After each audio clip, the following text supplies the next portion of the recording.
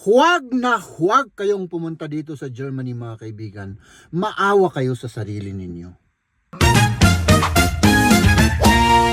So syempre mga kaibigan, bago ko po sabihin kung bakit, no?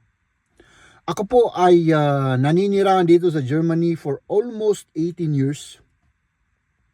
Nag-aral po ako dito ng 4 years hanggang makatapos ako. Nag-master po ako dito ng 2 years.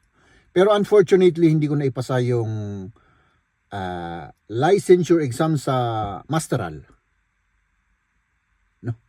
Nagtrabaho po ako bilang utusan. No? At yung sahod po namin doon ay yung pinakamababa. Nung unang-una. Yun ang unang trabaho ko po.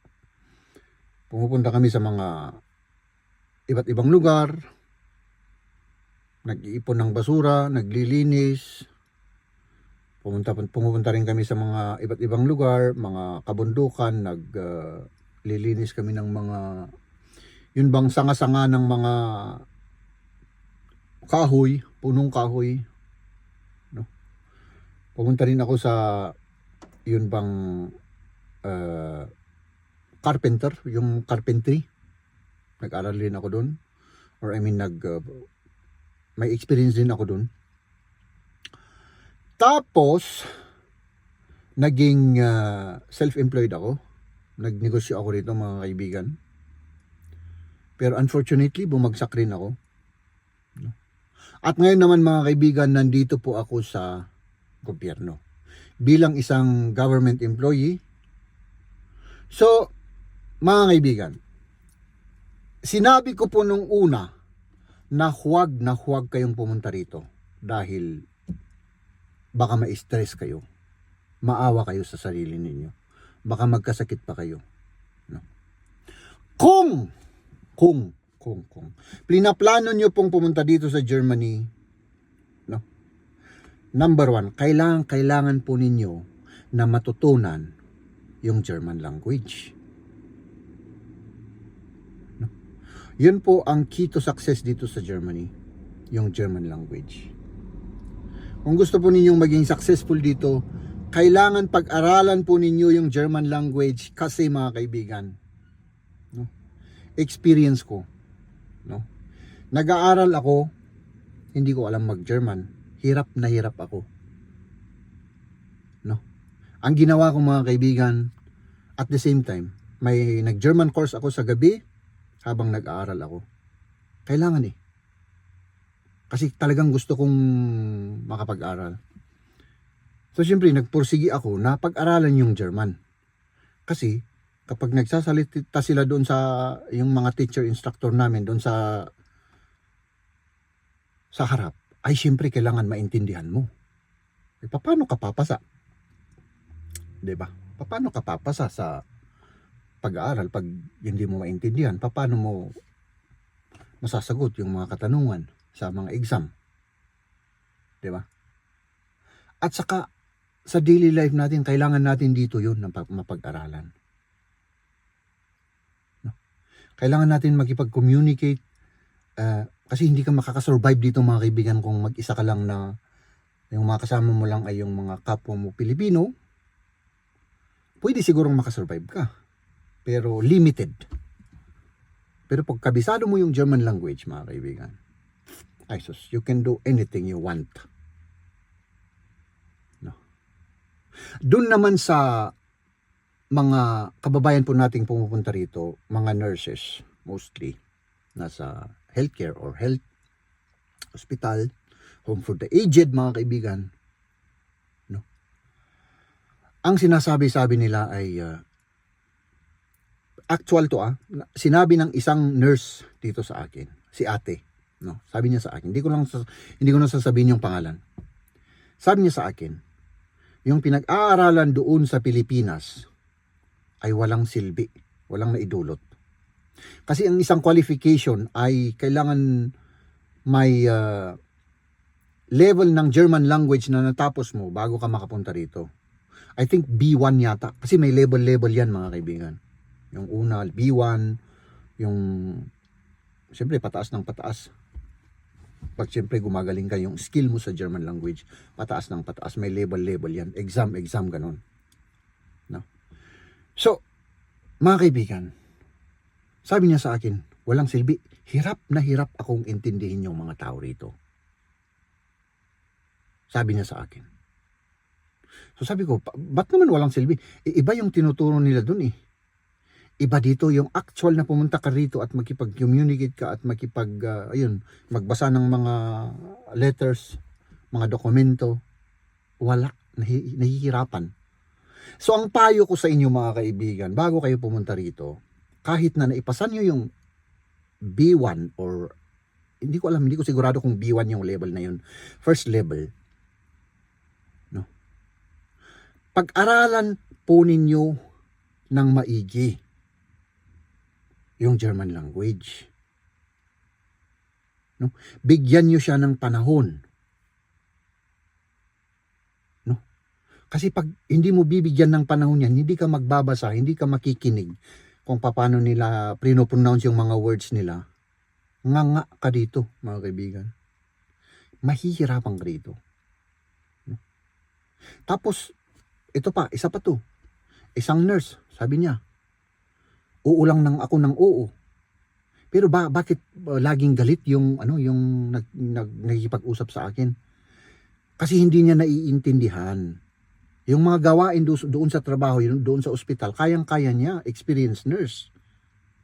Pero pag hindi mo maiintindihan yung kaharap mo at yung kinakausap mo or yung boss mo or yung team leader ninyo, paano mo gagawin ng maayos yung trabaho? Oo ka lang ng oo, tapos no problem ka lang ng no problem.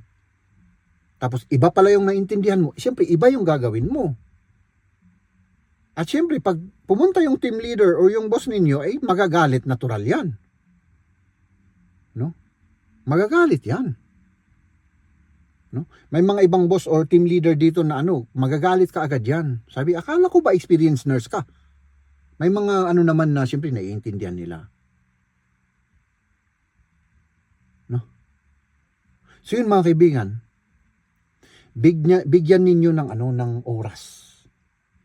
Mga kaibigan, 18 years na ako dito, pinag-aaralan ko pa rin yung German language. Citizen na po ako dito. No?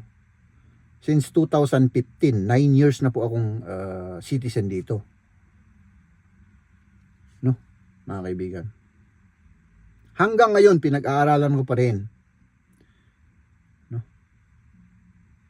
Pero pag sabihin mong, nag-aral naman ako sa Pilipinas, 1 year, 2 years ng German course, sapat na yun. Hindi po. No? Ayon sa mga nakakwentuhan ko. No? Tapos pag nag-German naman sila, hindi ko talaga maintindihan. Kasi ganun daw tinuro sa kanila. Sabi ko, hindi ka, mahihirapan ka dyan. Mahihirapan yung kinakausap mo, ikaw mahihirapan ding maintindihan. So meaning this, mga kaibigan, ang gusto ko lang sabihin dito, seryosohin po ninyo yung pag-aaral ng lingwahe. No? Hindi lang dito sa Germany, mga kaibigan. General na yon. Kung gusto niyo pumunta sa Finland, pag-aralan yung language nila doon, no? Nang mahusay, at least man lang mai-express nyo yung sarili ninyo. Okay lang kung pag ganun kayo, ganun naman ako noon. No? Ang importante, maintindihan nyo yung mga sinasabi nila sa inyo. No? Lalong-lalo na doon sa trabaho. No? Ano nangyayari sa mata ko? My goodness. No, mga kaibigan? At least man lang, kahit na hindi kayo masyadong makapagsalita, at least nagagawa niyo yung trabaho ninyo ng maayos. Kaya nga mag-abroad tayo, di ba? Para magtrabaho. At kung maayos yung trabaho ninyo, hindi na kayo papansinin ng mga tao rito kapag kahit na baluktot yung German nyo na kagaya sa akin. No, hindi na nila yan. Ang importante, gawin mo yung dapat mong gawin sa trabaho. No? Mabilis, malinis na trabaho. No?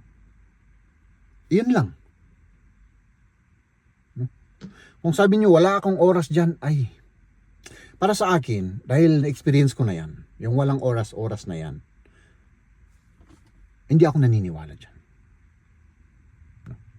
Kasi sa akin, ito'y kinikwento ko lang mga kaibigan. Hindi ako nagyayabang. Ha? Lahat ng mga kinikwento ko po dito ay para makashare ako ng experience at para kahit papano man lang ay makapagbigay po ako ng idea sa mga bagay-bagay dito sa Germany. Kasi doon sa daily vlog ko mga kaibigan, puros kalokohan lang ako doon. Wala kayong matututunan doon. No?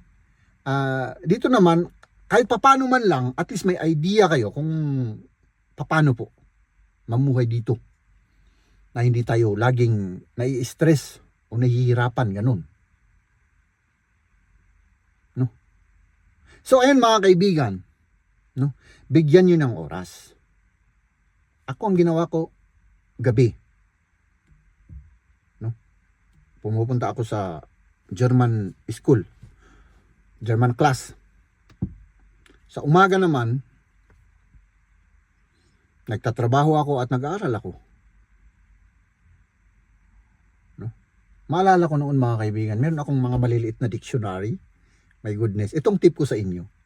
Magdala kayo ng, or may app na yata ngayon. Kasi nung panahon na yun, walang app dun.